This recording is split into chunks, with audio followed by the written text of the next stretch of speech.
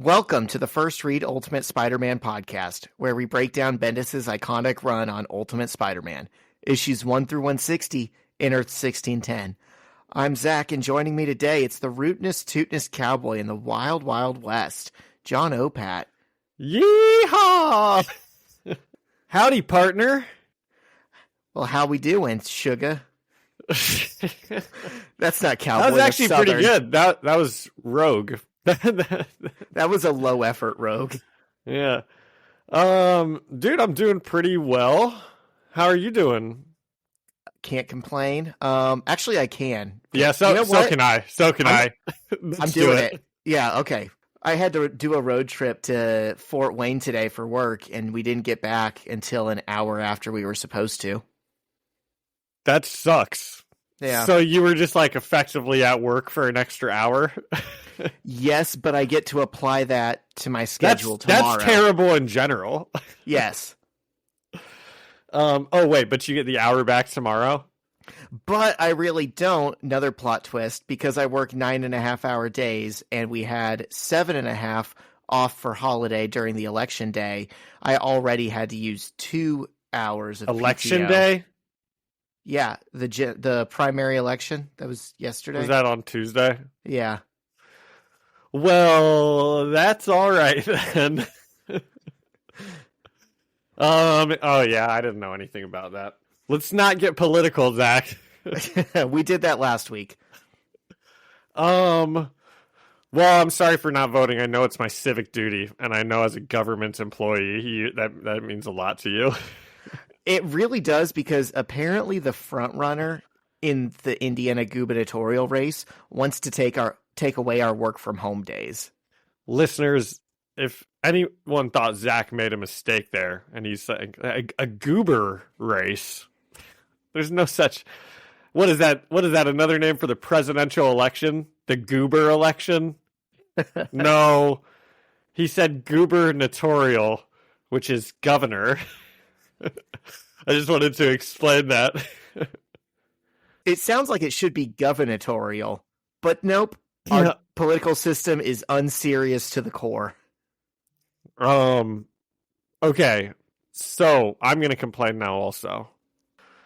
My volleyball team lost in the Final Four.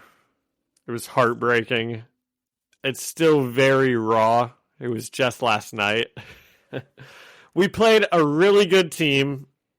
And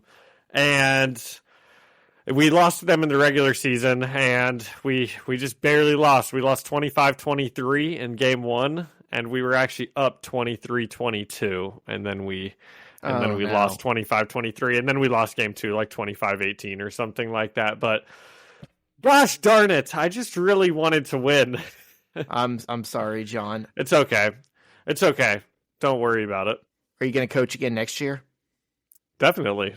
Okay. Yeah, I like coaching volleyball more than basketball. So maybe it'll be like Pretty a fun. Rocky to Rocky 2 situation where it just makes the victory even sweeter. Well, that's what this year was supposed to do, because last year we lost in the Final Four. Oh, shit. So this is actually back-to-back years losing in the Final Four, and this was probably our best chance, because this year they were the seventh grade team in the 7th and 8th grade league, and we were in the B league because we were like the 7th graders. Next year they'll be the 8th graders, so the team might even be split up a little bit, because some of them will be on the A team, but you know, we might not compete in the A team space as much as we competed in the B team space. I think I told you this was supposed to be a character building year, not a winning at all year, and I wanted that to change, but unfortunately it didn't. So next year might really be a character building year. Okay, so listen. But you never know. Maybe it's like an Ash Ketchum type story where you get to the Final Four for like 24 straight years, and then when you win it all, yeah, it's the sweetest thing. That will be sweet for me. Of course, these kids will be full-grown adults by that time. It'll be their kids avenging them. Now, that would be awesome. That would actually be... You just gave me goosebumps, Zach. I think that might be the next $1 million movie idea, sports movie idea. I think so. Now we just got to throw a dog into it. You know, nowhere in the CYO rulebook does it explicitly say that I can't train a dog to play volleyball. Okay, what else are we coming in with? It's been a while since we recorded. Yeah. Are you keeping up with this Drake Kendrick Lamar thing? No, I don't. I don't know anything about what you're talking about. Okay. You would have to explain it all new to me, so do it. The greatest rap beef in the history of rap. Wow. Basically, it's coming down to... This feels like a joke because it's Drake. I know. So basically what it comes down to is, and this is the condensed version from someone who's not a rap fan. So what it boils down to is like Drake is saying Kendrick Lamar can't make hits and doesn't sound as good as him and sucks as a rapper. And Kendrick Lamar is emptying the clip and saying Drake's a pedophile and a deadbeat dad. That's what I was going to say. And a drug abuser and a gambling addict. And he uses ghostwriters and features, and he only comes to Atlanta when he needs to get a better rapper on his song. And, this is awesome. Oh, this is awesome. Oh, there's no body left. I was eviscerated him. And I love it because I've been a Drake hater for years. Yeah, well, when you said it's like Drake and Kendrick Lamar, I don't know like anything about rap either, but what I do know is like Kendrick Lamar is a good rapper and Drake is Drake, right? And he's like a groomer, and you know, that's all I know about Drake, really. He's corny and he doesn't write his own songs, and he's a fucking groomer. So that's really funny that Drake like came after him, and Kendrick Lamar was just like, "Dude, you're out of your element here." The one time in this saga that it looked like maybe Drake was ahead, or people were like, "Well, you got to hand it to him." One of the first, they've been firing shots back and forth like the last 2 weeks, and one of the first diss tracks that Drake did, I guess Kendrick Lamar's like childhood idol was Tupac, and Drake used AI to get Tupac's voice dissing Kendrick Lamar, like, "Oh, you're a failure, you're not living up to my expectations, you suck." And Drake fans thought that was like the sickest thing ever. I can see why Drake fans would think that that's like a really cool thing, but that's actually just like lame as hell. And what would now be really cool is if Kendrick Lamar used AI to get like Drake's mom's voice. No, he doesn't need to. And was like, "You're a disappointment as a son. Can you stop dating teenagers, please, son?" He truly doesn't need to, because he's already finished the fight. Listen to, after this, look up Meet the Grams. Okay, maybe that should be the song of the jam of the week. We haven't done one in a while. We're pretty bad about that. I actually had okay. We always say we have one, then we always forget. I have it written down right here. Okay. The jam of the week is Circling the Drain by Microwave. They're one of my favorite bands, and they just released this new album, and I can't stop listening to it. Does anybody diss Drake on it? Dude, I should listen again and double check. That would make Microwave cooler, which I didn't think was possible. Okay. 2 jams of the week this week. Meet the Grams and Circle the Drain.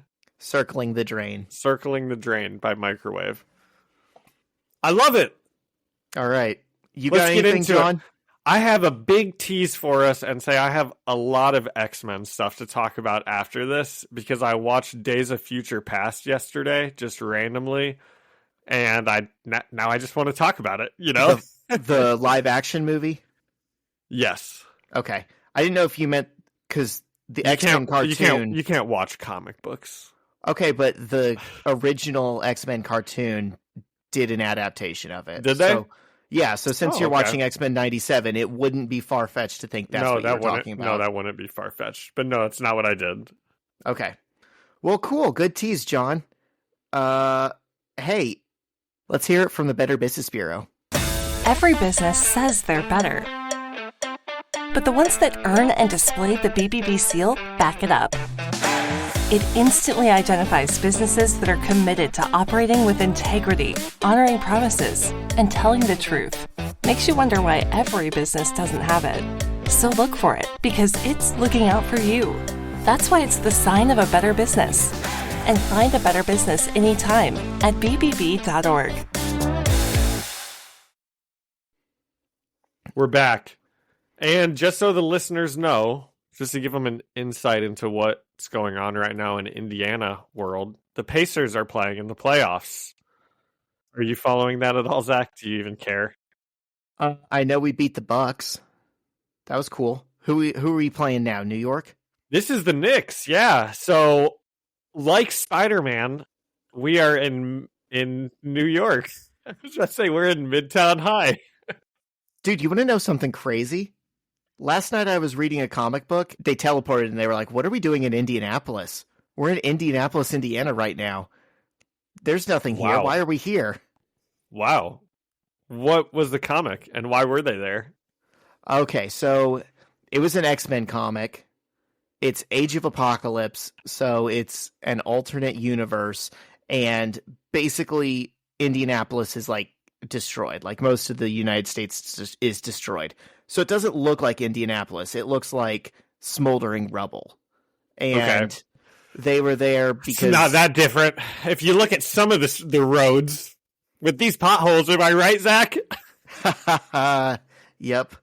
There was just a bad guy who was there. He's like, my eugenics factory is just down the road from here. It was pretty silly. What is that, Eli Lilly? Am I right, Zach? You're full of them today, John. We're getting them today. Take that, Indianapolis. All right. So, what were we saying? Oh, the Pacers are playing. I had to turn the game off. Now that we're really starting, I had to turn it off. I'm like, I won't be able to do this. I see your player bets behind you. Yeah. Look at this. It was only halftime. 3 of them had already cashed. Hell yeah. Let's Bang. go. Siakam. Pick it up.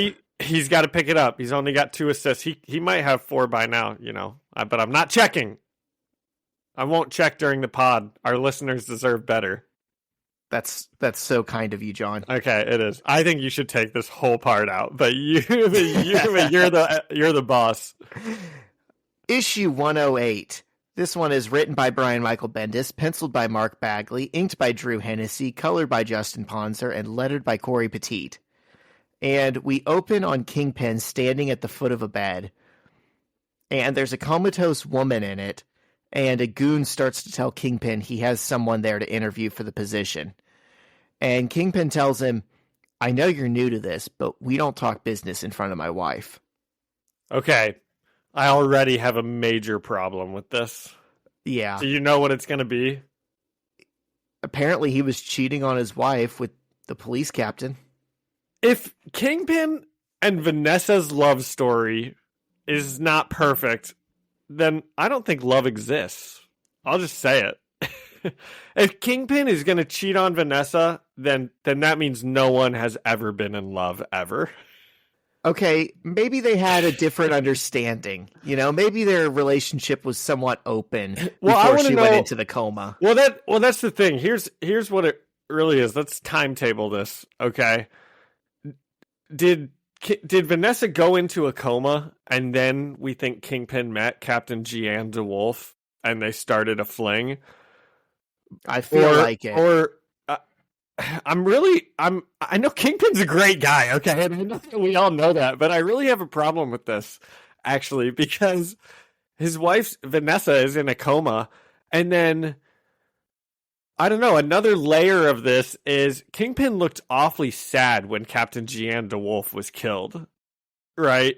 He was like devastated. They even like juxtaposed it against the heroes being like, we know Kingpin's celebrating tonight, or wait, what did they say? Wherever he is, he's happy laughing right now. himself to sleep. He's laughing, yeah.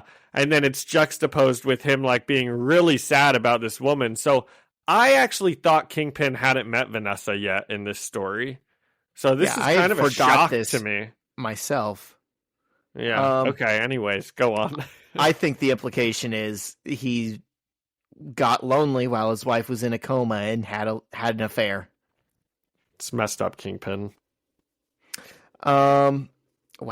I'm so disappointed in him. Good guy, Kingpin. Gosh, darn it. So we cut to the voices inside Mark Spector's head talking to one another, and they're going back over the plan that was established in the last issue, wherein they will infiltrate Kingpin's crew as his fist and then take him down. And the little girl personality is telling the Stephen Grant personality and the Mark Spector personality that this is a bad idea.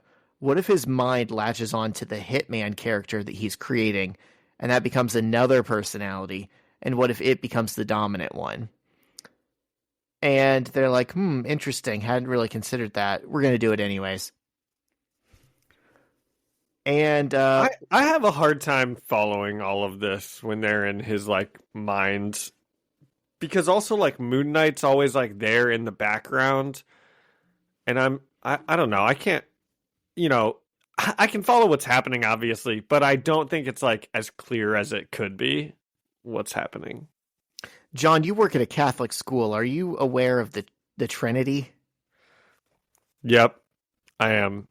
This is like that, but 4 of them. Okay, so who is... I guess here's where my confusion is. The little girl, the guy in the trench coat, and the other guy, whoever they all are. Which you knew their names. You just said them all. Mark Spector, the little girl, and who's like the main guy? What's his name again? Stephen Grant. But Stephen I think Mark Grant. Spector is the main guy. Okay. I think that's like his actual name. That seems more like a made-up name. Mark Spector. It does seem like a made-up For name. a ghost guy. Yeah.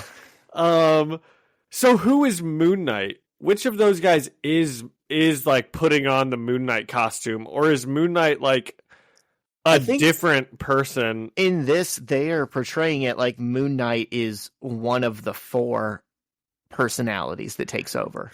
So Stephen Grant is like when we need a driver. Mark Spector is when we need a businessman. The little girl's when we need a little girl. And Moon Knight is like when they need to start fighting, kind of. Yeah, I think so. It sounds like a little kid playing dress up. So we see back out in the real world, Mark is dressed up like a black and gold ninja, and he's surrounded by Kingpin goons. Little kid playing dress up. Right. He's surrounded by Kingpin goons pointing Uzis at him. And someone asks what his name is, and he says Ronin. And they say, "What do you do, Ronin?" And he answers, "Whatever needs to be done." And Kingpin tells him to prove himself, so Ronin immediately dispatches Kingpin's armed goons. And Kingpin smiles and is like, "That's not what I meant." And he tells Ronin to wreck Spider-Man's life and bring him to Fisk. They also say, he's like, Kingpin's asking his goons, and he's like, how did Mr. Ronin get here? And one of his goons is like, "It's all here, sir. Mark Spector, ex-Navy SEAL." So wasn't he supposed to like create a new identity to do this? Wasn't that the whole point? I don't know. The thing is, it's unclear if he actually is an ex-Navy SEAL or if he forged it. Oh, okay. I thought it was like he's creating a new identity just by like putting different clothes on, but he's still showing the same ID when he goes out places. I mean, I wouldn't put it past him. He does not seem stable. No, he doesn't. And that's important to remember, I think. That's a good tease for later. And so he sends him after Spider-Man, like like he always does. And we cut to a student video being shot where Mary Jane is acting as a reporter. And she's talking about Spider-Man and how people believe he attends Midtown High. And she says that just 2 weeks ago, Flash Thompson was kidnapped by an assailant who thought he was Spider-Man. There's no way that was 2 weeks ago, right, John? Oh my gosh, it does say 2 weeks ago. That was like a year ago. Wow, it's only been 2 weeks in this universe? No, that can't be right. The timelines in this series do not work by any stretch of the imagination. Yeah. Later on, they'll say some things where they're like, wow, this was X amount of time ago. And we're like, no, it wasn't. Because that was probably, see, I bet we could go back and be like, so was Peter dating Kitty at that time? I don't even because their relationship was much longer than 2 weeks, right? Yeah, it should have been. So they went on at least 14 dates. Yeah, we've got them. We got them here. Okay, put the alarms in. Wee you. So then we get an interview with Flash Thompson telling us he's sick of talking about it and half the internet still thinks he's Spider-Man. And then she interviews the principal. I love that he says, half the world thinks I'm Spider-Man. I might as well be, you know? Well, like, okay, nice, Flash. And then Mary Jane interviews the principal, who says he knows it's not any of the teachers at the school because they've looked into all of them. And he says people need to calm down about the Spider-Man stuff because it's still just a rumor, and he doesn't like seeing a media circus outside of the school. And he mentions that Spider-Man saved his mother from an out-of-control bus, and so he's proud and supportive of Spider-Man, but he just needs him to keep all the chaos away from school grounds. I wonder if that'll come back later. And the video ends, and we I like this principal. I like the little speech he gives. You know? Yeah, he seems like a good guy. A good guy. Yeah. He should date Aunt May. Does he date Aunt May? He doesn't date Aunt May. I just don't want Aunt May still dating Miles Warren. No, I don't like that. We've talked about that before. Yeah. So the video ends and we see Mary Jane is auditioning for the Student News Network, and this was her submission. And the teacher is really impressed with her and says she's in. And this seems to irritate Jessica Jones, who is standing right there, who we know that's like her thing. Yeah, Jessica Jones is kind of like a brat, obviously. But why isn't she like a hero or something? Or does she turn into a hero in this universe? Like, what's her superpower even? Like super strength. But that's what I thought. She's just like a strong person. She's a strong single female. And she's like a detective. Well, Zach, if that's a superhero, then I think all women are superheroes. Okay. Yeah. Hey, John, you know what today is? Teacher Appreciation Day. No, that's Teacher Appreciation Week. But yeah. No, for the listeners, it's Mother's Day. Go thank your strong superhero mothers. Definitely. Yes. I'll text my mom. I'll text your mom too. On Mother's Day, not now. Wait a second. Yeah. You said something that I was. What did you just say? I said I'll text your mom too. Yeah, no, I heard that. That part I heard.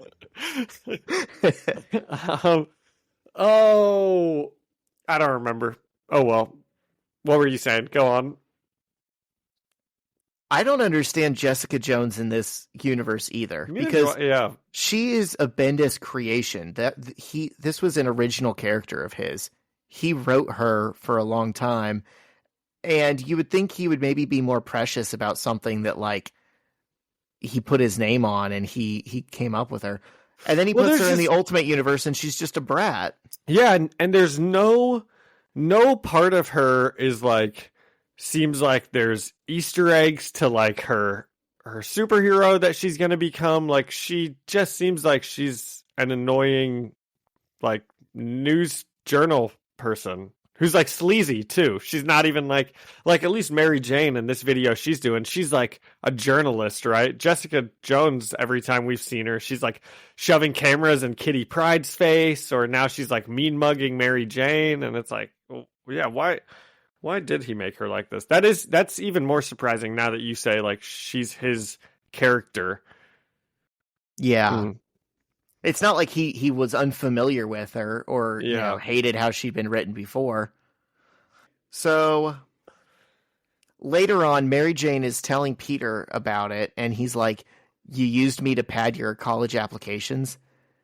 And MJ mentions all that she's been through because he's Spider-Man and says she deserves this. And Kitty turns the corner and comes face to face with them just in time to hear Peter calling MJ cute. Dude, this is messed up. I actually like really want them all to get to a point. Remember how much fun we were having for like one issue when like Peter, MJ, and Gwen were like all friends and hanging out, and like I just want that with these three also. That was the best, wasn't it? That was the best. And then they killed Gwen. Well, that was the best, dude. I still remember that panel of all three of them like laying on the bed, like talking about Peter being Spider-Man, and we were like, oh, this is how it should be. And then she was dead like 6 pages later. I wish there was a way to know you were in the good days while you're still in them. Yeah. Okay, so they're face to face with Kitty, and MJ awkwardly says hi. And Peter starts to formally introduce the girls to each other before Kitty sadly walks away. I don't know how he thought that was going to go. She obviously knows who MJ is. Yeah, that was, yeah. Bad move. And Peter and MJ both say they feel bad. And just then, Liz and Kong... Which is bad grammar. They feel badly. Or they feel horrible. Yeah, that can be too. But they don't feel bad. Yeah. Just saying. And so just then Liz and Kong walk up, and Liz says she should go back where she came from. And we see Mark Spector breaking into a school bus and hot wiring it. And Liz says she's disgusting. She shouldn't be here. She should be with her own kind. And Mary Jane snaps at her and says, Liz, I really want you to stop talking like that in front of me. I would really like you to stop talking or thinking like that altogether. But barring that, can you please try and keep your mutant phobia to yourself? And Liz starts to storm off as Mark Spector floors a hot-wired school bus through the front door. Yeah, good for Mary Jane. Took her long enough. Well, it's hard to say stuff to your friends, but I'm proud of her. This was really good. And that's how Liz is going to learn. Yeah. And Kong is even like, yeah, why are you so mutant phobia like, Liz? So, this is how change happens, Zach. And all it took was her saying about 4 or 5 of the most stereotypically racist sentences in a row. Yep. This is progress all around. I'm so glad all of our allies weren't silent. Well, dude, okay. It might sound like I'm joking, but it is hard. It can be hard to say stuff to your friends, and that's why Liz now felt comfortable saying it 3 or 4 sentences in a row, because she'd said one at a time, and everyone kind of ignores it because they're like, okay, we'll just let that one slide, right? Yeah, she shouldn't have said that, but we'll just ignore it, So then next time she says 2 things in a row, and now this time she says 4 things in a row, and finally Mary Jane's like, dude, you're being f***ed up. That's, Yeah. So I would like to see a change in Liz Allen. We'll see if she gets any character growth the rest of this run. We're going to keep an eye on that, see if Liz Allen changes at all. Yeah. And, okay, so back to the bus that just drove through the door. Mark Spector jumps off of it, and starts yelling out. What a crazy person, dude. He's supposed to be one of the good guys. I know. Man. Also, might I add, there was like stairs that bus had to go up to get to the front door. John, have you ever seen Blue Mountain State?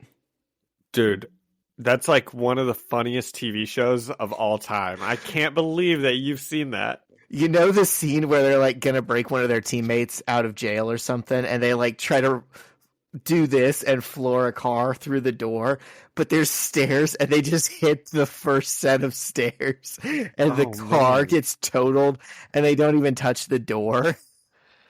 I actually don't remember that. I need to do a Blue Mountain State rewatch because it's been a really long time since I've seen that, and that show is so funny to me. I have like some buddies that we will just like randomly like quote lines of that show. And one of them is, he says, someone says something about Jim Thorpe. And Larry's like, I love Jim Thorpe. And Thad Castle's like, we all do, Larry. It's like a famous football player. I know. I said that for the listeners, not for you, Zach. He was also an Olympian, a baseball player. He's also player, now. Let me see. I might have boxer. this wrong, but did he win the Heisman like twice? He did something really like the Heisman different. Wasn't a thing, but he got Jim Thorpe did something. He got crazy. gold in I think decathlon and triathlon in the same Olympics. He was the first commissioner of the NFL.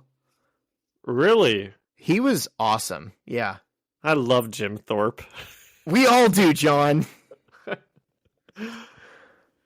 But anyways, this scene of Mark Spector ramming a bus through the school door reminds me of that scene from Blue Mountain State. That's awesome.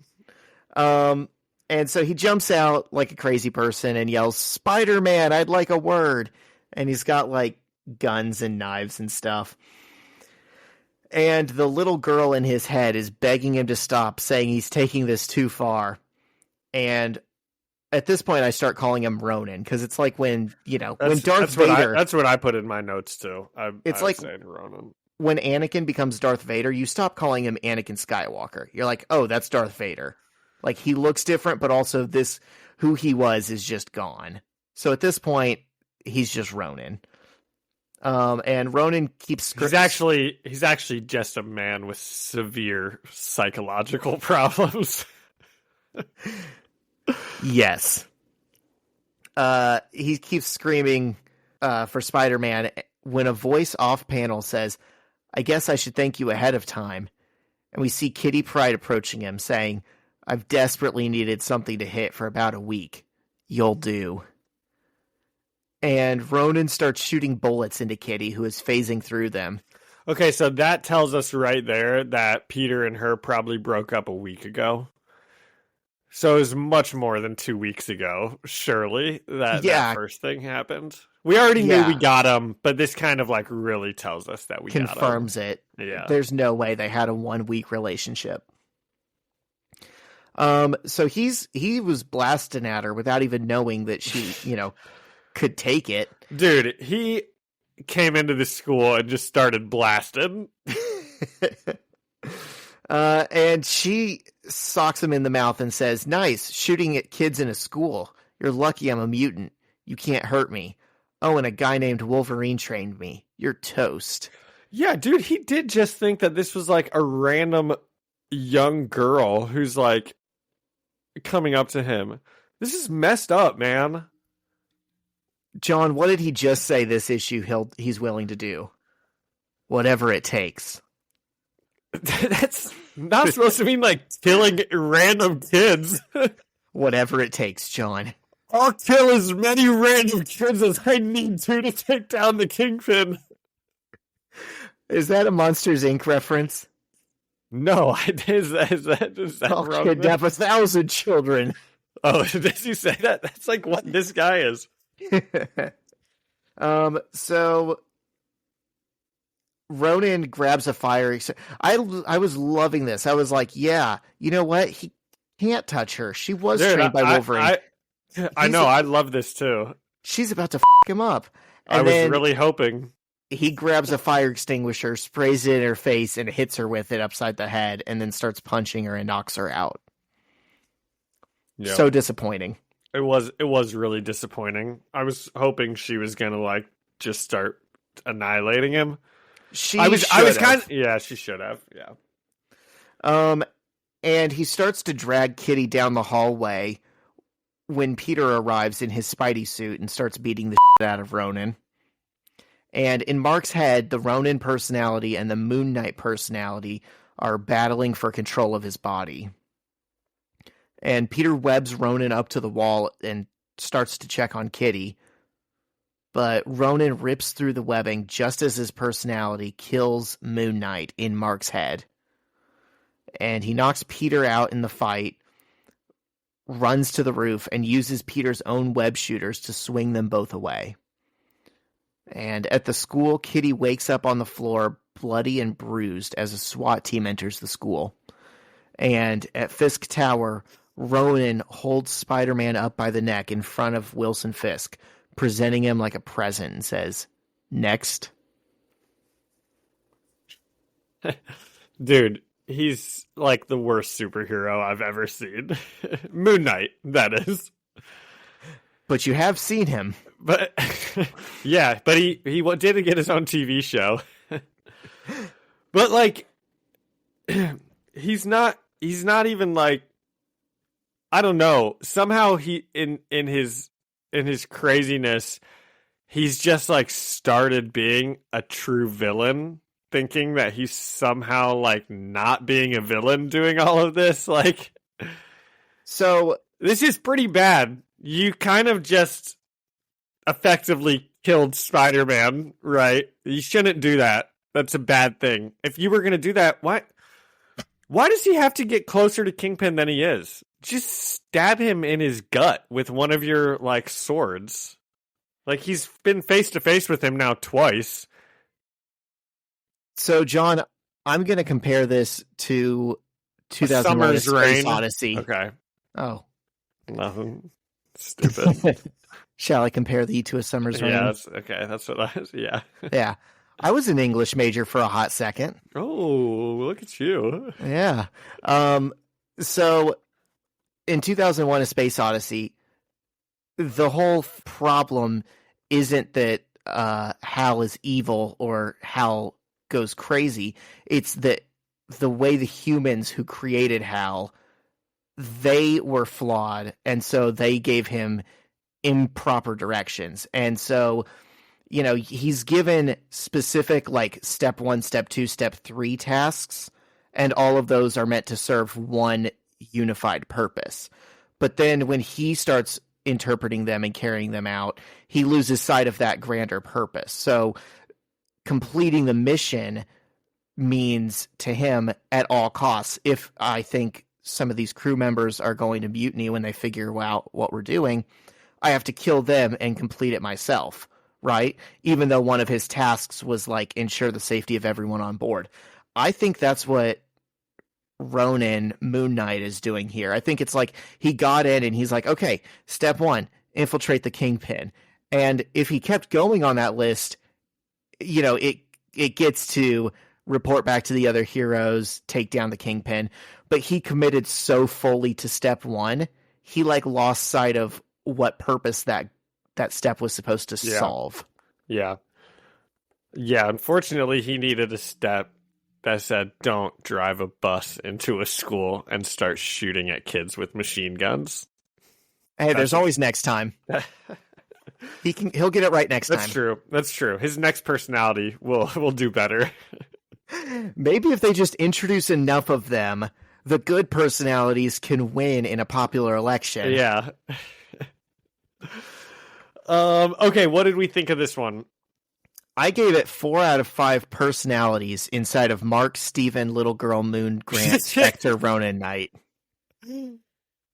I love it. And I'm gonna just go a little higher, and I'm gonna say that there's an extra half of a personality in there, and I'm gonna give it 4.5 out of 5 personalities, because I'm just digging these clone knights or whatever story we're on here. I'm digging it. We're done with the clones, Night John. Saga. What is this? Winter Nights? Why can't I think of this? Ultimate Knights. Ultimate Knights. Yep. I love it. I love this whole thing. You know, the only thing I don't like is I was really having too much fun with Peter and Kitty, and now she needs to just go away. She's making me sad. Dude, I had the exact same thought at one point in my notes when I was like, oh, Kitty is talking to Peter about how she got into the, AV club.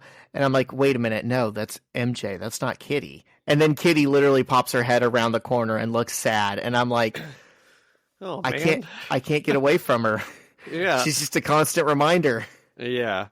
I do think her and Kong would be a good couple. We can see Kong is also, starting to stand up for mutants a little bit. He said one thing. Hey, man, that's more than none. That's more than Peter has said. After MJ railed against Liz saying like the most racist thing ever, it's more Kong than goes, Peter has said. Kong's like, yeah, what she said. And all of a sudden he's just like number one ally. Yeah. Okay, Ultimate Knights Part 4. Out of 5? Out of 6? How many parts do we have here? Not sure. Okay. Well, we have at least one more after this. Issue 108. Maddie Murdock. Oh, I'm sorry. Yep, 109. Maddie Murdock is in court, and Foggy tells him, once again, Matt, it's like you can read the jury's mind. And Matt just kind of snickers at him, and he's like, oh, Foggy, that would be impossible. Come on. Before listening through the walls and hearing that there was an attack at Midtown High. And he tells Foggy he needs to go, and he rushes off. And elsewhere, Peter is being held maskless by Kingpin, with the Ronin and Kingpin's goons in the room. And Kingpin is, gosh, I think that the way this is shot, or not shot, it's not a movie, but the way it's drawn, so Kingpin is like playing with this little teeny tiny Spider-Man action figure, and gosh, he's so menacingly big, Kingpin is, and I think it's even supposed to give the perception that he's really got like Spider-Man in the palm of his hand. Like, that's probably a little on the nose. Maybe it didn't need to be explained, but I think that's what this is trying to like insinuate. He's holding this like teeny Spider-Man doll, playing with it like in his hands right in front of Spider-Man. Yeah, it works really well. Yeah. And he'll occasionally, as he's menacing Peter, he'll just like boop him in the head with it. Yeah, he does it like he plays with the toy in front of him like he's doing to like you do to like a kid. He's like swinging it or like floating it around, like waving it in his face. It's really good. I love Kingpin. He's a good guy. He's got a good marriage. Okay, so Kingpin is playing with this little Spider-Man figure while he talks to Peter, and he's telling him that he still can't find out his real name because if they try to find it in a database, he knows that Nick Fury has it flagged. Dude, buy a damn yearbook. Dude, get a yearbook. Same exact thing that I'm thinking. Go inside to the school and get a yearbook and flip through the pages. It would take 10 seconds to find. Stop a kid coming out of the school, give him $20, say, hey, can you identify this dude in this picture? Yeah, it's actually there's so many ways to find out who this maskless person in front of you, who you know where they go to school, is. It's really absurd that he's like, I can't find out who you are. Nick Fury will get me if I do. But he sort of makes a good point. This comes back to Kingpin's point that he's like, it doesn't matter who you are. You're Spider-Man, and that's who you are. And he tells Peter he owns the rights to Spider-Man, so he owns Peter. And Kingpin's like, I know where you go to school now. If you do anything, I don't have to know who you are. I'll blow up your school. If you do anything, I'll blow up that Professor Xavier's school. I know that you have a little girlfriend who's over there. It doesn't, and he holds up the Spider-Man doll and he says, see this? I own you. And he just kind of is goading Peter, repeating that he owns him. And he says, every time you think you've cost me money, I make millions more off of your likeness.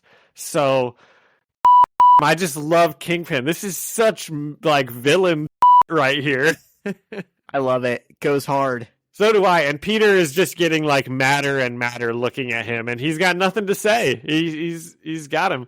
And Kingpin says, so tell your little gang of vigilantes to cut it out, before he turns to Ronin and punches him across the room, saying, Moon Knight, isn't it? And he continues to just beat him. So he's really just got everything under control right now.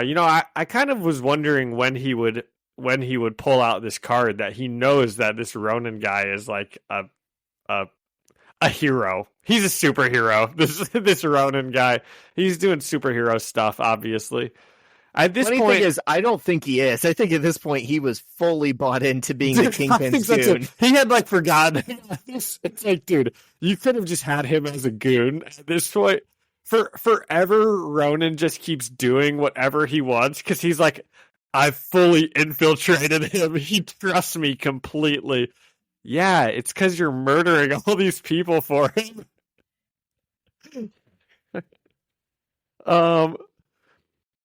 And he takes off Moon Knight's masks and he begins berating him.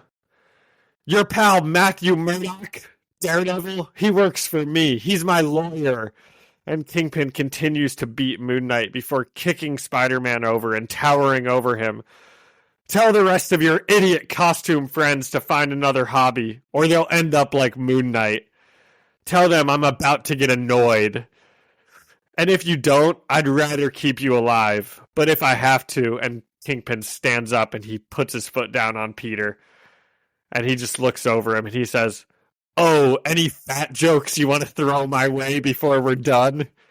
And Peter just stays silent. He says, that's what I thought. Damn it, I love him. This is almost as good. It's not as good, but this is almost as good as him finding out Shang-Chi is his guy. And he's like, who are you? Get the out of here. I don't even care. John, I just realized we got to make up for some of these weeks that we didn't have a jam, and this scene is just eliciting a song to me. Okay? What is it? Picture this. Many Men by 50 Cent. Now here's a guy, Kingpin, Wilson Fisk. Many men have wished death upon him, and yet he stays on that gang. You cannot take him down. He would take 9 bullets to the chest, no problem. I'll need to listen to that. There's another, that makes me think of another song that I almost had for the jam of the week a couple weeks ago. It's funny Tupac came up in this because a couple weeks ago I had listened to the song Only God Can Judge Me like a million times. It's such a jam. And I was going to come on and say it was the jam of the week, but I forgot. And that's one. Or no, it's Hit 'Em Up. Hit 'Em Up is the one where he's like, 5 shots couldn't drop me. And that is Kingpin. Okay. I also had a song that I could not stop listening to a couple weeks ago. Okay, wait, what's all of our... We've got Many Men by 50 Cent, Circling the Drain by Microwave, Meet the Grahams by Kendrick Lamar. What's our other... What's the next one? You know what? I'm gonna go ahead and add Hit 'Em Up. Let's add Hit 'Em Up. We won't add Only God Can Judge Me. That's also just a jam.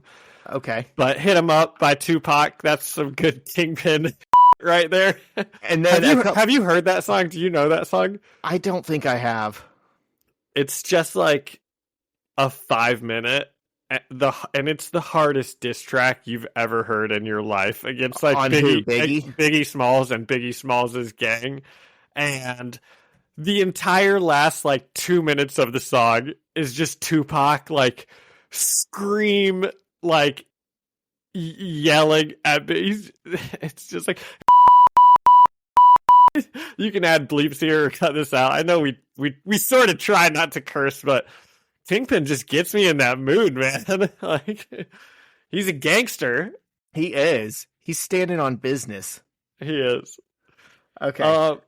Okay. What's the next? Yeah, that's the other one was a listener asked on Instagram, "Hey, you guys forgot to do a jam of the week," and I was like, "It's Boys of Summer" by Don Henley. Because that's a great song. I've been on a Boys of Summer kick lately.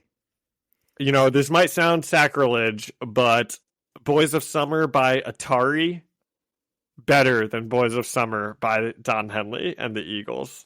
I'll just say it. The Ataras. Is that it? Yeah, you probably I think so. I know there's an S at the end, but I don't know if it's the Ataris or the Ataras. In any case, who's your boys? It's like an Anderson, Indiana band, yeah. Oh my gosh, well, I'll have to give that, probably like years ago when I was in like high school or grade school or wherever, there was a time where Boys of Summer by whatever band that is, Ataris, or that was probably my favorite song. I listened to it all the time. That's how I got into the original. Was I would listen to their version, and I was like, "This is a great song." And then at some point, it just transitioned to me going back to the original one, and I was like, "Damn, still a great song." Okay, we got to pick up where Kingpin left off here. So, Sorry, listeners. I gotta find. I scrolled down to type in all of our jams of the week and lost my place. So, Kingpin, after he's like, any more fat jokes, and Peter just stays silent. He tells Peter, this is also just so hard. He's like, you had better keep being Spider-Man. He's like, you are not getting off easily here. You keep being Spider-Man. Keep saving old ladies. Keep stopping my ex-golfing partner, Norman Osborn, whenever he tries to destroy the town. If you stop being Spider-Man, and he kind of holds up the doll, he says, I'll just hire someone else to do it. Remember, I own you. And just then, Daredevil bursts through the window. But we kind of cut to an empty building, and we see that Daredevil is either in the wrong place, or he's there too late, or something. And when he realizes this, he picks up the phone and he calls over to the Sanctum Sanctorum to talk to Doctor Strange. And Wong picks up, and Wong's like, oh, hey, yeah, Doctor Strange, he's meditating right now. And Daredevil's like, okay, well, it's kind of important. Can you put him on the phone? And Wong walks into the room, and Doctor Strange is just like hanging out with the lady. And Wong's like, hey, you've got a phone call. And Doctor Strange is like, can't you see I'm meditating, Wong? And but Wong tells him it's important. So Doctor Strange goes and he meets up with Daredevil, and we find out this is at Fisk Tower that they're at. And Daredevil asks him to cast a spell so they know what happened here. And did this, like, Doctor Strange was like, cast a spell? What do you think I do here, Daredevil? And Daredevil's like, just do whatever it is you do. And then Doctor Strange casts a spell and does it. And it's like, dude, that is what you do. Like, what was all that about? Yeah, you're magic. Like, so Doctor Strange does cast a spell, and they can kind of see what happened, but Daredevil can't see it. So Doctor Strange has to explain what this memory is that they're kind of looking at. And they can see that Moon Knight's new identity beat the hell out of Spider-Man before like he and Fisk and the goons took Spider-Man elsewhere. And they begin working their way through Fisk Tower to try to find it. And I like that. I like this page of Daredevil being like, it kind of smells like they went this way. And they're like, okay, let's go this way. And he's like, where do we go next? And they're like, well, let's try to go down the elevator. Like it's just like Daredevil and Doctor Strange, like, moseying through Fisk Tower. They're not really being secretive at all. They're just like walking around being like, oh man, where could he have gone? You know? And I just like to... And they don't blend in. It's a guy in a devil costume and a wizard. It was a fun little, like, buddy comedy little page, I thought. And then they finally do get to this place where there's a big metal door, and they're like, oh, this is it. This is where they are. And Daredevil's like, okay, great, cast a spell so we can see what's inside. And Doctor Strange is like, dude, you really don't know what I do here, do you? And I don't either, because it seems like that's what he does. And then Doctor Strange is like, you don't get it. Yeah, sure, I could go inside, but I might get stuck in the wall, or I might get stuck in a person. And yeah, I could astral project myself in there, but it'd take me like 20 minutes of meditation. And that's especially funny because we know that meditating is just like what? Like hooking up with some woman there. So dude, Doctor Strange is not the Doctor Strange from the Marvel movies. Like, this guy is a total, like... No, it's his son. And he is like a poser. He's he's like one of the pastors on TV, you know? That's a televangelist. Yes. Yeah. Dude, you know what I kept thinking it was whenever he's like, you don't know what I do here, do you? I just kept thinking of Job Bluth being like, they're illusions, Michael. That is so funny. That is like exactly what he's doing. Cast a spell? I do illusions, Daredevil. You don't understand. The Aztec tomb is not literal magic. So they go into the room. Daredevil's like, well, then I guess we're just opening the door and walking in. So they prepare to do that, and they walk in, and they're too late. Everybody's already gone. And there's just blood on the floor. It's an empty room. But Daredevil and Strange can tell that Moon Knight got the crap beaten out of him in here. And Strange thinks that Spider-Man must have sold him out. But Daredevil says the kid wouldn't do that.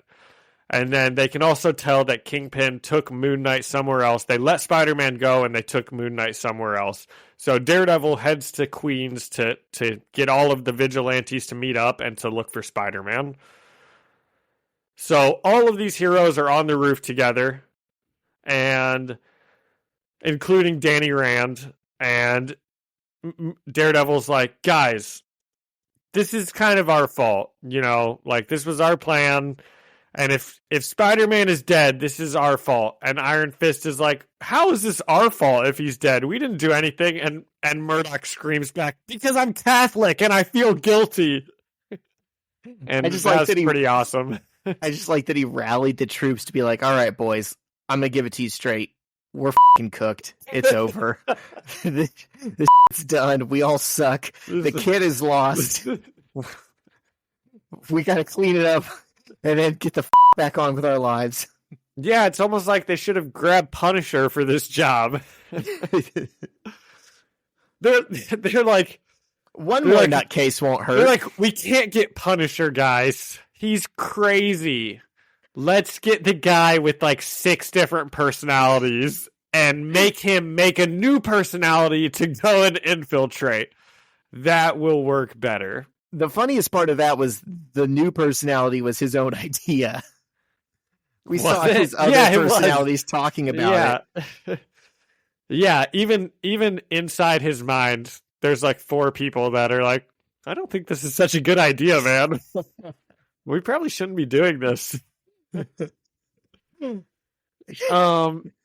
So before Daredevil can even finish his Catholic guilt thought, he gets like webbed in the face. And Spider-Man just swings in and kicks him, and he says, how do you sleep at night? Because Spider-Man heard Kingpin be like, your lawyer, Matthew Murdock, he works for me. Gosh, man, that reminded me so much of this scene in the Daredevil TV show where he's like in prison and Matthew Murdock, the lawyer, comes to like talk to him in prison. And he doesn't even know Murdock is Daredevil at this point. But Matthew Murdock is like talking to him like he's gonna like put him away forever, and like he's already done it. And Kingpin just grabs him. It's just them 2 in the room, and Kingpin just grabs him and like throws him down and just starts beating the crap out of him. And he's like, he's like, do you think anyone cares? Tell my lawyer, he'll deny it. Tell the guards, they'll deny it. And I'm just like, God, this guy's just awesome as a villain. I'm not saying he's like a great guy, but he's like so imposing, and he's just always got the upper hand on these guys.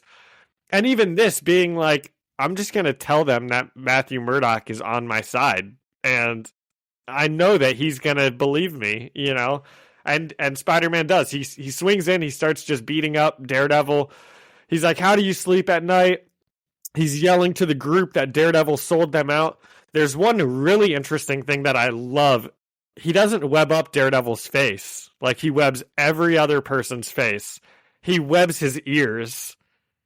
And I think that's just like an awesome attention to detail. And well, he does web his face. He did web his face. That's the very first thing he does. But Daredevil pulls it off of his face, and then we can see in like the next page, Daredevil's got like webs on his ears that he's like trying to like pull off.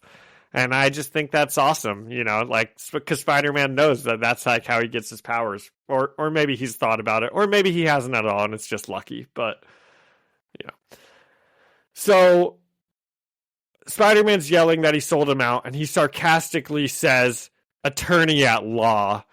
And Matthew Murdock kind of begins to panic. He's like, Kingpin knows who I am. Did you tell him my name, or did he know my name?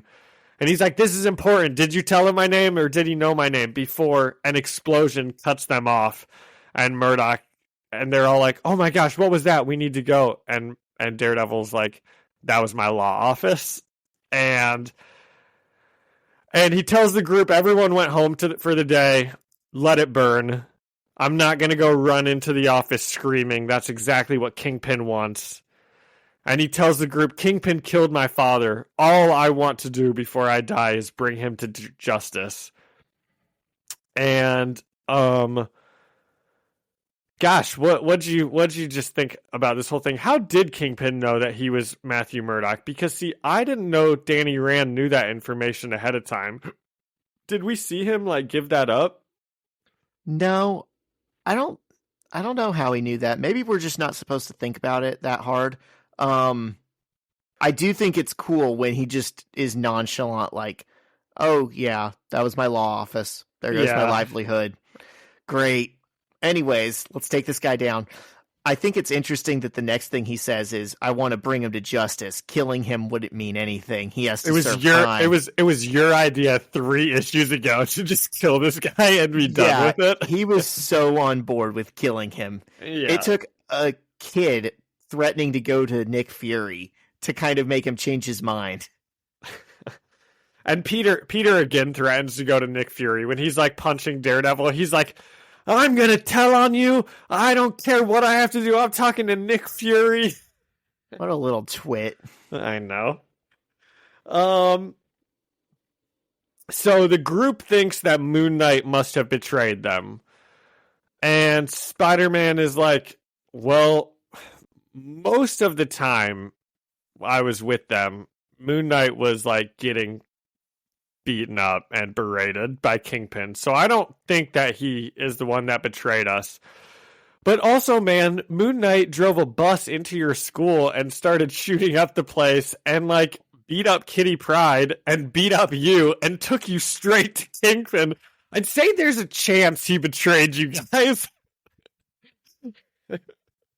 It's hard to at least consider the possibility. He should. It's hard for Spider-Man to have seen all that and be like, I think he is on our side still. And Danny Rand is being suspiciously quiet during this, I noticed. And he's also in the background. Sus, as the kids would say. And he's also just in the background of a lot of panels, like, looking suspiciously quiet. Not looking suspicious, but just looking like he's like just nothing, you know? Like he's trying to not have anyone notice him. And Daredevil turns and he looks around and he says, did you tell them about my power, how my powers work? And he looks at Danny Rand and he says, you don't know how they work. You don't know that I can hear your heartbeat and feel your body temperature fluctuate. I'm a human lie detector, Danny Rand. And Daredevil, such a stupid name, by the way. I just hate that name. It's such a goofy name. Danny Rand or Daredevil? Danny Rand. Call him Iron Fist. I mean, that's just an even stupid, stupider name. So Daredevil grabs Danny Rand by the collar and screams at him, "What did you tell Kingpin exactly?" And the issue ends. And I said, "Oh, this is getting good." And I really quickly wrote 13 out of 10 Kingpin playing with dolls. 13 out of 10 dolls Kingpin's playing with. Probably not actually a 13 out of 10, but man, I was like really digging this whole issue. I think this is probably my favorite run that we've had so far. You know, between all the Kingpin and Daredevil and Spider-Man stuff, this is just awesome. Who knew all it took to impress John was like half All of the my issue favorite dedicated characters. to Kingpinning around. Dude, it is awesome. I love it. Do you realize I would watch an entire run of like Kingpin being like a Walter White type of villain, you know? Like that would have me hooked. this was a very fun Kingpin issue because from beginning to end, he's playing all the heroes like fiddles. He is. There's a shame not a they're going to moment- take him down. Yeah, there's not a moment that he's not the man in charge. He is. Even from like those very first panels where his just humongous hands just have Spider-Man in the palm of his hand, and you don't really even know that it's like a Spider-Man doll yet. It's just like very imposing. Yeah. He's awesome. Yeah, the way this was like drawn and framed and plotted out and paced and how he was written, it's so good. It makes me forgive the fact that there's no reason he should know Daredevil's real name. I think we're just supposed to assume that Danny Rand knew that somehow. I guess he just told it. He just or knew something. it. Yeah. I mean, we will probably find out in the next issue, I guess, because this issue ends with him saying, "What exactly did you tell Kingpin?" So I don't know. Maybe we'll find out from there. Yeah. But gosh, that's so awesome. Even if Kingpin to just be like, "You idiots! Daredevil's been working for me. He's my lawyer. You fools!" Like, it is kind of like Dr. Octopus. He's like, "Sweetie, you guys thought Daredevil was on your side. You know he works for me, right?" He's like looking over cubicles. "Oh, Daredevil, can you stand up and wave?" But you know, he's now kind of gotten all of these heroes to work for him, even when they don't, right? Yeah. Daredevil still broke in and took down Hammerhead or whoever the other guy was, and he had Spider-Man doing his jobs from Captain DeWolf, and he's got Iron Fist working for him, and he's got Moon Knight working for him. Like, all of these characters think that they're not working for him, and they are. Yeah.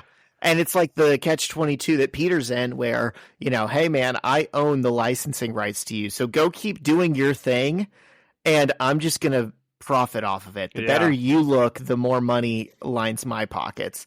Yeah. I will give this one a perfect score. I'll give it a 10 out of 10. 10 out of 10 Spider-Man dolls Kingpin's playing with. I wanted to give it a 9 out of 10, and then I was thinking, no, this was a really good issue. This needs to be a 9.5. And then I was thinking, what the am I knocking it down a half a point for? This is a 10 out of 10. Nice. All right. I think this might have been one of our only 10 out of 10s here. We've had a few and far between. We should have been keeping track of all of the 10 out of 10s, but I will say, I think just about every time Daredevil shows up, it gets a pretty high score. Yeah. Okay. Bendis has like a very natural feel for that character. Yeah, he's good for Daredevil and Kingpin. He seems like they're just hitting spot on for me every time they show up. Yeah, he's a good like street level crime writer, and that's the motifs that these guys work in. And he's got a good feel for Danny Rand because he sucks and he's written that way. And how? All right. Well, that was fun. Okay, so let's see. Are we finishing Ultimate Knights next week? Yeah, okay. So we're doing 110 and 111. 110 finishes it up. Oh, darn it. So 111 we'll be getting into a new one. 111 is a standalone. Oh, issue. cool. Okay, that works. It is Mark Bagley's farewell issue. Are you serious? Yeah. So that will be the record. That will be the record. The record stops there, folks. At 111, which is my birthday. Oh, nice. It was written. Okay, do we have any other Spider-Man stuff? I don't. So you teased some X-Men stuff. I did tease some X-Men stuff. You want to get talk about into that? Days of Future Past? Always. Okay, yeah. Hold on, stay right there. Okay. The famous cover. You talk about this? Yeah, dude. Oh my gosh, that's awesome. I need to read that. You know, this when Days of Future Past was coming out, I was so unbelievably like pumped for it. I know I've said this before, like about that Spider-Man 2 movie that came out, but I consumed every piece of content about Days of Future Past I could. They had like websites. Do you remember the website? Yeah, dude, that's what I was about to say. The JFK thing. It had like 25 different slides of like mutants in history and things, and one of them was about like JFK. And dude, I would still like go back and look at that. I bet that'd be cool to see what those are. But I just loved it. I was like so pumped for the movie, and I don't think it disappointed. I really liked that movie a lot, and watching it now didn't change it. I'll give it a rating system at the end. Okay. I just tried to look it up. I remember it was called thebentbullet.com, and it doesn't exist anymore. I bet there's got to be some way to find. They were like trying to tease that. Oh, the bullet curved in air because Magneto. Okay, well this is my first note that I wanted to talk about on this. Actually, it says, "Oh no, I'm sorry, it's my second note." Okay, so we'll skip to it. I said JFK is a mutant. Okay, so Magneto's in jail for killing the president, and Professor X is like, "The bullet curved, Eric. We know that you killed him." And Magneto's like, "I was trying to save him, Charles. He's one of us." And that makes sense that Magneto would try to save him, and that's why the bullet curved. He should have been able to save him. It's not that much metal to control, right? So, I think there's three options here, Zach. I want to know which one you think is right. Option number one, JFK was a mutant, and Magneto was trying to save him. And his mutant power is, I don't know, charisma. What do you think? He's just a really charismatic guy. I don't know. I'd like that, because I was thinking he was in pretty poor health. Like, I can't imagine him doing anything that's like too robust, but I could see that. Well, I don't really like that, because I think that's just like one step away from Professor Xavier being like mind controlling everyone to be like, I'm the president now and everyone loves me, by the way. You know, like, I don't really like the idea that JFK was like using powers to get the country to like him. I don't think he was as popular as we remember him today, you know? I mean, he was in Dallas for a reason. He thought that he had a chance of losing re-election.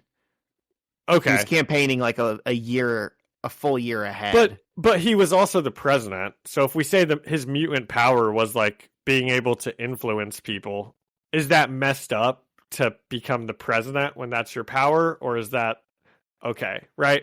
I'm not saying he did anything like evil spirited, but I'm just saying it's a little messed up.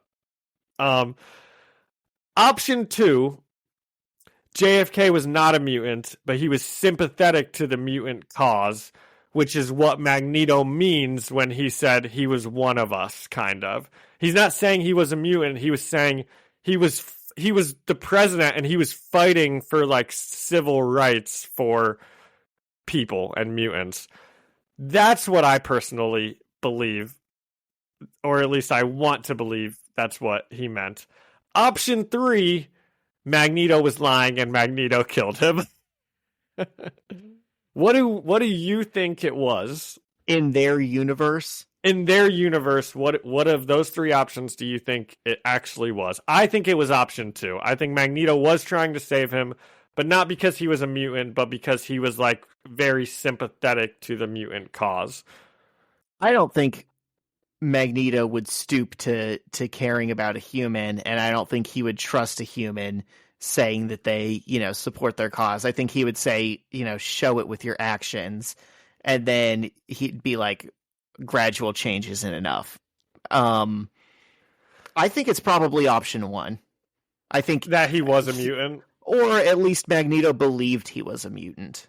Yeah, because we never also find out what is his power and how does Magneto know he has it. Magneto doesn't have a Cerebro. He would have maybe just heard it from the grapevine and maybe he was wrong.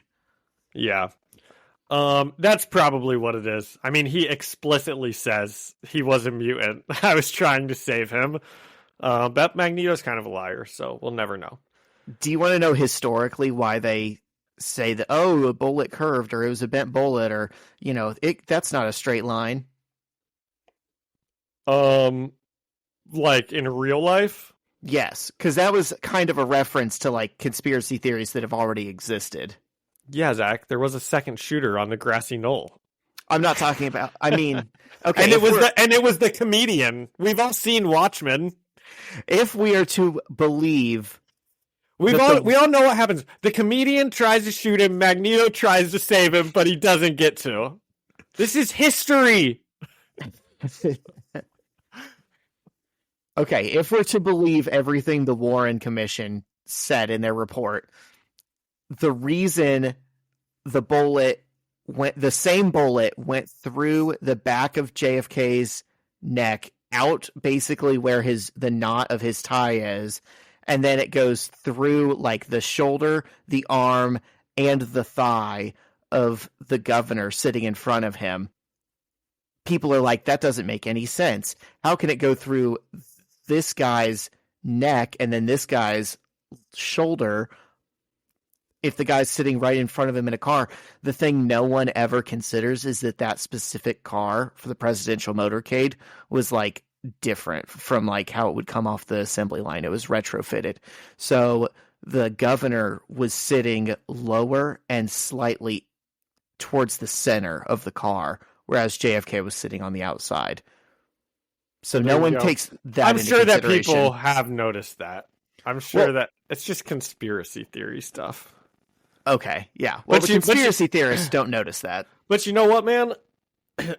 They pinned it on Lee Harvey Oswald, and that dude was dead before anything ever happened. And then the guy that killed him also was killed before anything ever happened. So, gosh, you just never know, And they got Sam Giancana, the mobster from Chicago who had helped get JFK elected, on wiretap, bragging about how they killed him. Dude, it's messed up, man. He was a good guy. I'll just say it. Completely faithful to his wife. He's a good Catholic boy. Oh, yeah, it's sad. Okay. Let's make this a JFK podcast. My mom's like the biggest JFK fan ever. I think I said last week I'm like partially named after JFK. Oh my God. That reminds me, we were just talking about this at work today. This is like in the news. You can look this up. So RFK Jr. He's saying he had brother's name. Oh. He had a worm eat part of his brain. What? He had like a tapeworm in his brain, and it ate part of his brain. And he's saying this in an interview as he's running for president. Dude, Why? I don't even know how many Kennedys are still out there in politics or anything. So I didn't know Robert Kennedy Jr. was running for something. I know John Kennedy Jr. Now he's Q. Is he not anymore? JFK Jr. John? Yeah, he's Q. He's QAnon. Oh, and one day he'll come back. I thought you said he's cute. Well, I mean, that too. I thought you were saying you thought he was still alive. He is. He's Q. He's going to come back. He's going to put all the pedophiles in jail. That's right. Okay, so that was my first X-Men note. Boy, we're still on it. Okay. Okay, second thing. Why can Professor X walk again in Days of Future Past at the start? In X-Men The Last Stand, he was blown up by Jean Grey. And then in the post-credit scene, he does like speak to her again through like a comatose patient. He's like, "Hello, Moira," or something. And it's like a comatose person. And I think it's supposed to be like, oh, this is Xavier's twin brother who died in the womb or was brain dead or something. But we're all just supposed to infer that. None of it is explicitly stated. And then X-Men Days of Future Past comes around. All of a sudden, he's alive again. He's in his own body, and he's in a wheelchair. So, once again, I think the only option is he took over this comatose guy, and he's who looks exactly like him. Who looked exactly like him, which maybe they're twin brothers, and he's using a wheelchair just for, like, because he's used to using a wheelchair. But he can walk. Or he is psychically making everybody see him as Professor X and in a wheelchair, even though he looks like some random guy. I don't know the other options. Either that, or it was just like, they were just like, let's just pretend like he didn't die. Who cares? Yes. So I think the 2 minutes you just spent thinking about this just now was more thought than went into the entire planning of that portion of the movie.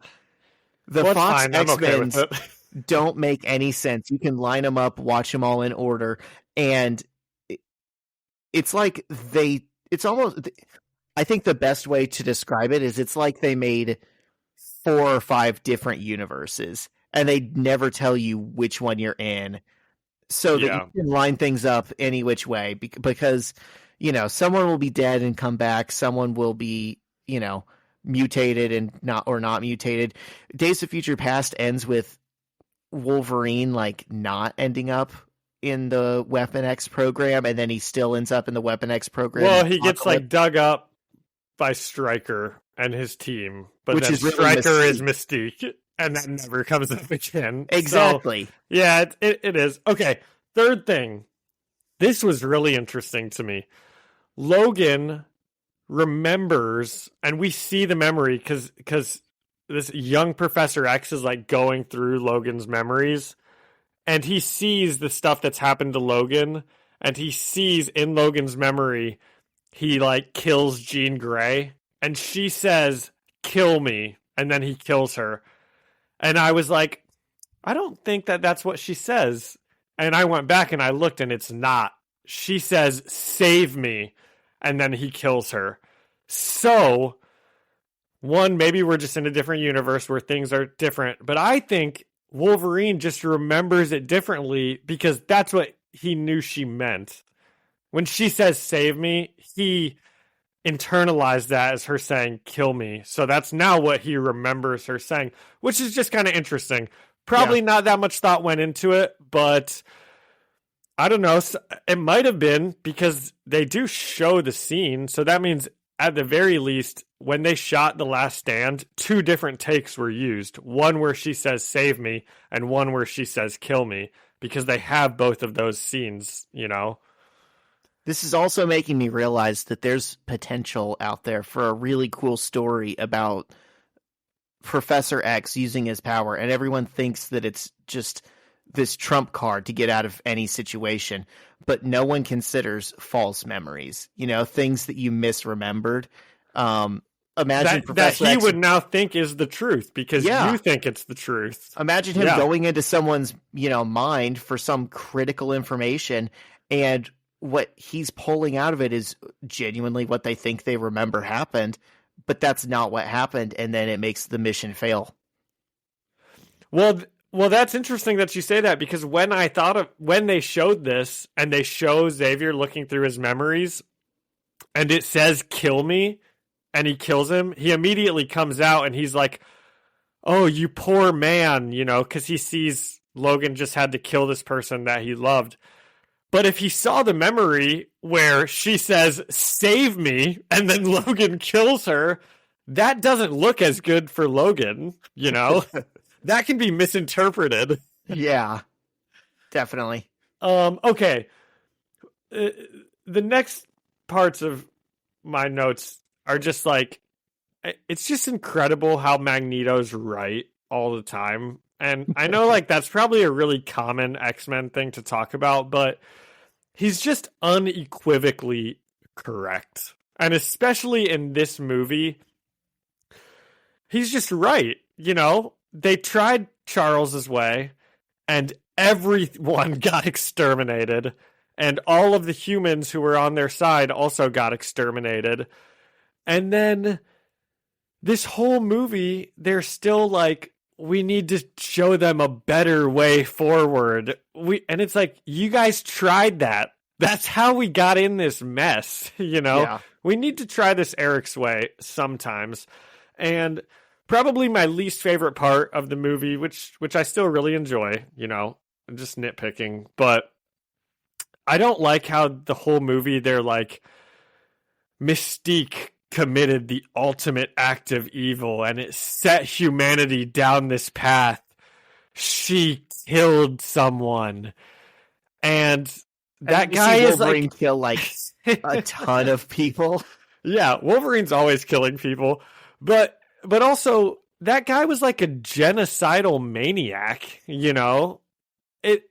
So I remember even the first time I saw that movie, because they kind of set it up in the trailers as being like, everything, this whole path got started because Peter Dinklage created all these Sentinels. And then you get there and you watch the movie and they're like, in 1973, this all got started because Mystique killed Peter Dinklage, and it's like, what? that just doesn't. I just don't really like that much. I don't like that. This is kind of like the baby Hitler argument to an extent, where it's like, should we go back in time and kill Hitler? No, because then worse things will happen. And it's like, no, we should just kill baby Hitler. We'll figure it out from there. Maybe instead of not having Mystique kill him, let's just not let Mystique get captured, And then they can't make all the Sentinels anyways. So I don't really like that. If you have time travel, there's a lot of things you could have done. Yeah. You could have killed him before he built the first Sentinel. Magneto f***s up Wolverine, and it is hard to watch. And he does it again in this most recent X-Men. Have you seen the X-Men animated one from today? I watched it right before we got on. He does again in this new X-Men animated show, and man, I don't like it when he's doing that stuff to Wolverine. It is really gross. He's weaving his metal bones in and out. I said I don't like seeing all my favorite X-Men die so many times. They die at the beginning of the movie. They die at the end of the movie. They're dying all over, and then it all gets wiped out, which is fun. But that's their thing. They always die. I know. That beginning scene of Days of Future Past is it is extremely fun, and it is very graphic watching Bobby get his head ripped off in ice mode and stepped on. Yeah. Yeah. And then my very last note was Professor X lets Magneto and Mystique leave at the end. And Beast is like, are you sure you should let them go away? Are you sure you should let them leave? And Professor Xavier's like, yes, Hank, because I've seen the future and we all end up together again. We're all friends in the future. And I wish someone would be like, that's the future where we all get exterminated, dude. We're trying to avoid that. What do you think this whole thing's been about? Yeah. So dude, it doesn't make much sense, but it is still a phenomenal movie, and I had a great time watching it. Yeah. I can't wait for you to get more into the X-Men comics and then be like, dude, those movies suck.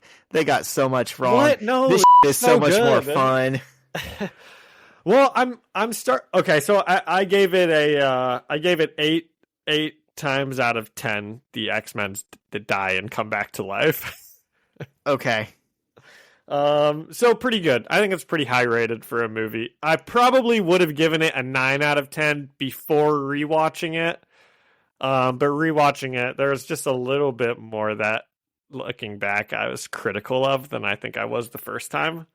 I do remember really liking it when it came out when I was in high school. But I mean, it's still great. It is like loads of fun. And there are some really good lines. You haven't even mentioned yet. Dude, it's so good. You're right. I didn't mention it. It's the best scene of the movie, probably. And when it came out, it was like the best scene of the movie.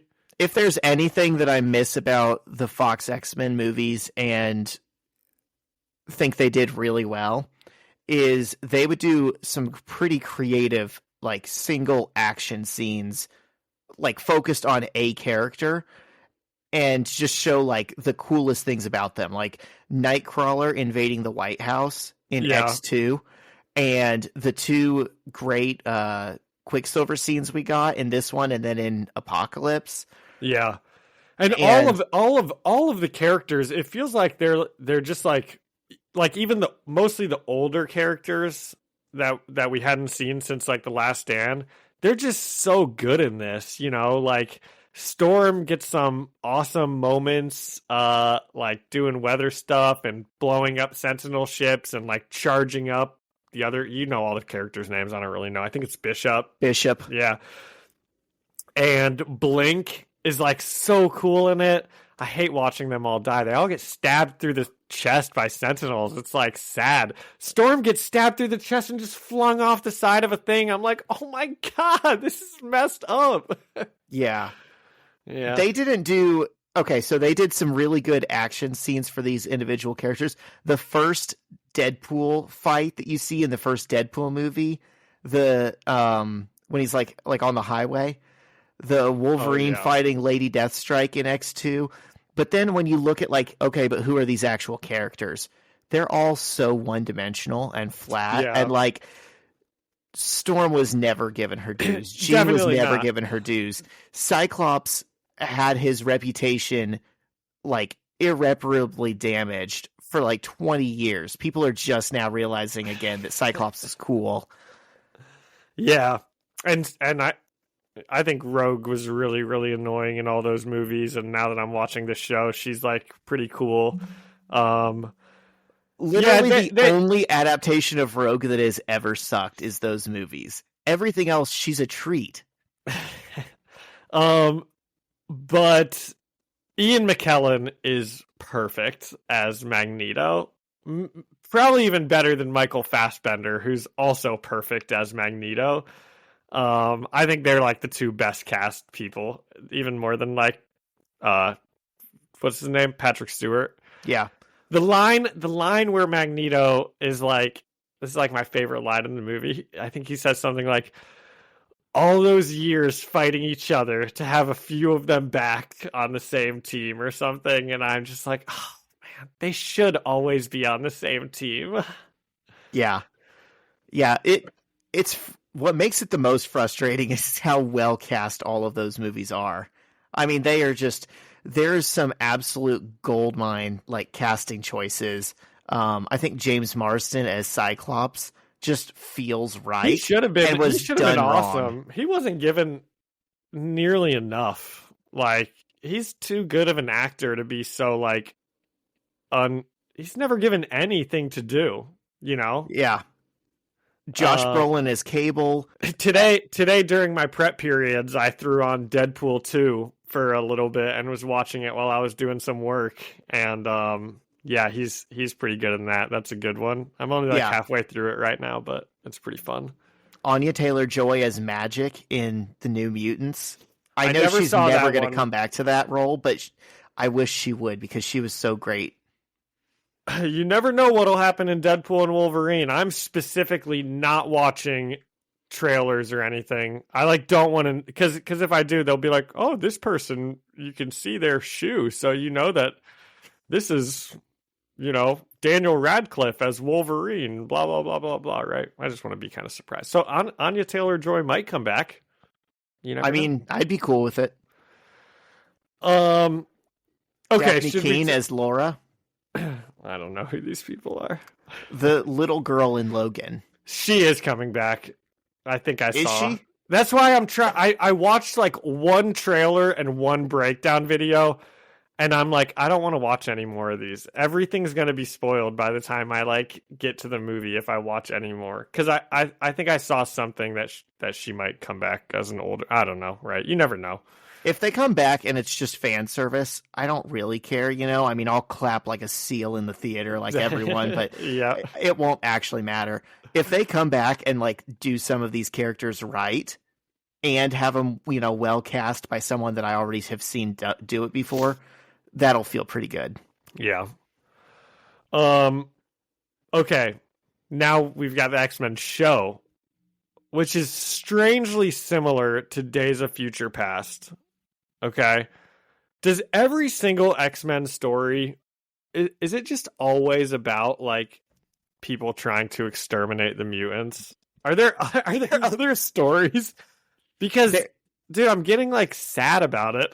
There's definitely is other stories, but if you're doing a 10 episode show that like condenses down what the X-Men is about, you know, and they've already done all these other stories in the original series. So it's like you're not doing Savage Land stuff. You're not doing Phoenix stuff. You're probably not doing a bunch of, you know, intergalactic stuff.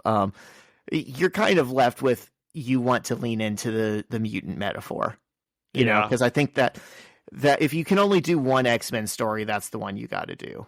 You got to lean into that. Definitely. But I would like some fun also.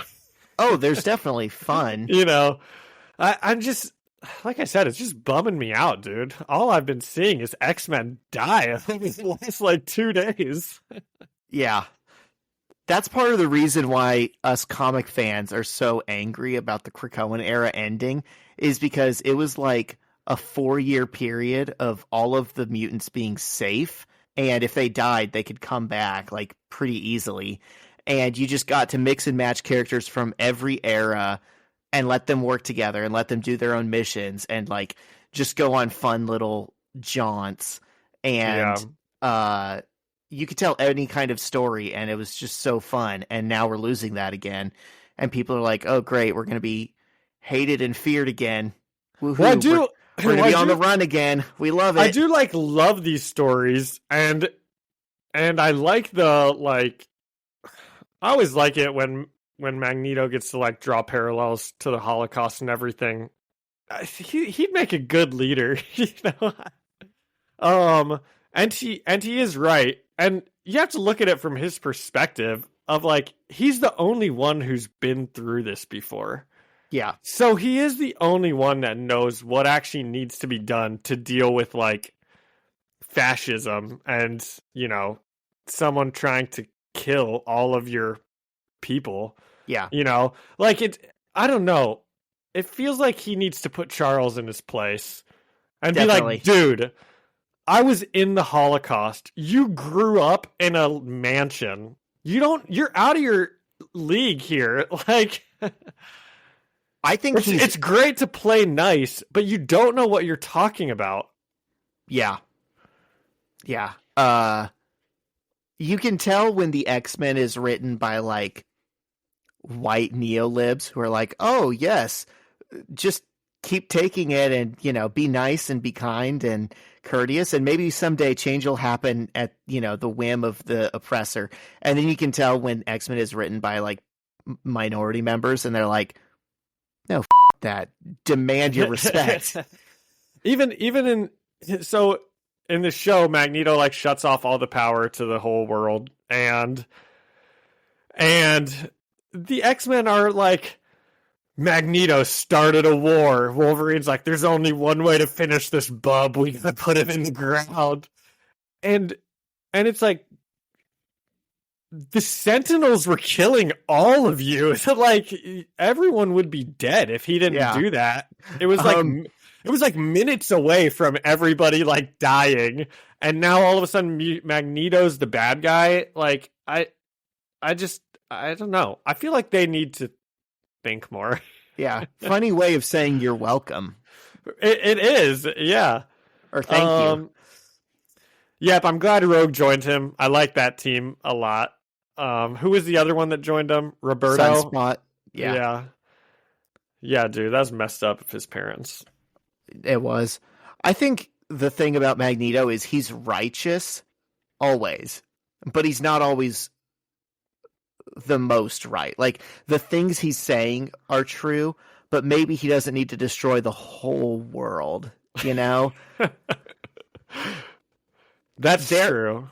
There is like a middle ground, I think, in like mutant politics. Okay, but what is the middle ground? Because if he stops doing what he's doing, and all the Sentinels turn back on, they'll just start killing everyone again, right? So the X-Men sort of need to have a plan before the power gets turned back on, I think. And I don't think that they do. Yeah. Okay. In the show, it's kind of set up as, are you on Magneto's side or are you on Xavier's side? But I think realistically, like it kind of in the comics, I think Emma Frost should lead the mutants. I would follow her. I think she would be the pragmatist who sees things Magneto's way, but is like, okay, we're not necessarily going to kill everyone over this, but we're going to make sure, we get ours. Yeah. But as far as the show, it's like, yeah, you're kind of between a rock and a hard place. Cause yeah, I'm having so much fun with this show, as you and all of the listeners can probably tell. But I don't like that all of a sudden this last episode, it was like, you're right. Now it's like Magneto versus the X-Men versus, there's still like a much bigger threat. You guys should still be on the same side in a way here, and they're Definitely. just not at all. Like, I think they keep faking out Magneto's death, which I also don't really like. Like, we thought he died in Genosha, and then I thought Professor X exploded his head in this episode. I was like, no way. If this were the boys, that's what would have happened. Dude, I thought that happened, and then it didn't. But then Wolverine stabs him, and it's like, oh, Wolverine got him. But then he didn't, So, I don't know. Stop faking me out with Magneto's death. John, listen. Many men have wished death upon him. Is there an end to that? Is there an end to that statement? That's the callback to the song of the day, Many Men by Oh, is it? Okay. 50 Cent. I would keep going if I knew more lyrics. But that's a really famous comic panel, what he did to Wolverine, isn't it? Yeah, He, rip out the takes it. adamantium. That's messed up. Wolverine better not be dead. It's from Fatal Attractions. He's not dead. Good. But it hurts. Okay, you got any predictions for how next week's going to end? Nope. I'm just along for the ride. Yeah. A lot of people are saying it's going to end with, like, Onslaught being created. I don't know if I'm That's in favor of that. Is that like the Professor X Magneto mutant thing? I heard about that. I watched a video. Yeah. Yeah, I hope that doesn't happen. I cannot imagine that will happen. I don't know. They might make it cool. But who knows? Yeah, exactly. Yep. Oh, do we have anything else, Zach? We actually have a write-in from a listener. This came from Matthew Stiles. We were kind of talking back and forth on Instagram, and he was talking about how we should play the Ultimate Spider-Man video game. Oh, yeah. And I said, we've definitely talked about it. We just think it'd make a better video than audio episode, so it'd be harder to put together than our normal episodes. And he said, totally understandable. Just playing the game can be tricky unless you have an older console. I'm just being pushy because I know you guys would have a blast playing it, especially with some of the non-Spidey characters that show up. Thanks for the response. Love the show. You guys are really the only podcast I listen to anymore, so thanks for what you guys do. That is really nice. It is. Matthew. Thank you, Matthew. And I think that we should play that game. I have an Xbox 360. Do you have the game, or we need to find it? I also think we should play that game, and that's why I went out to Disc Replay last week and I picked up a copy. Yes. And I'm sure we could find a way. It can't be that difficult in today's day and age to do like a screen record. If 10-year-old Twitch players can figure it out, we can surely figure it out. That's true. Yeah. We did it. That's it. We've done it again. Another great episode of First Read Ultimate Spider-Man podcast. The First Read Ultimate X-Men podcast. And they couldn't even tell this was done at 11:20 p.m. on a weeknight. Nope, they couldn't. So, yep, Zach and I are going to bed. Yeah, we sounded as lively as ever, I'm sure. Thank you to Ian Hickey for our music and Alyssa Seaman for our artwork.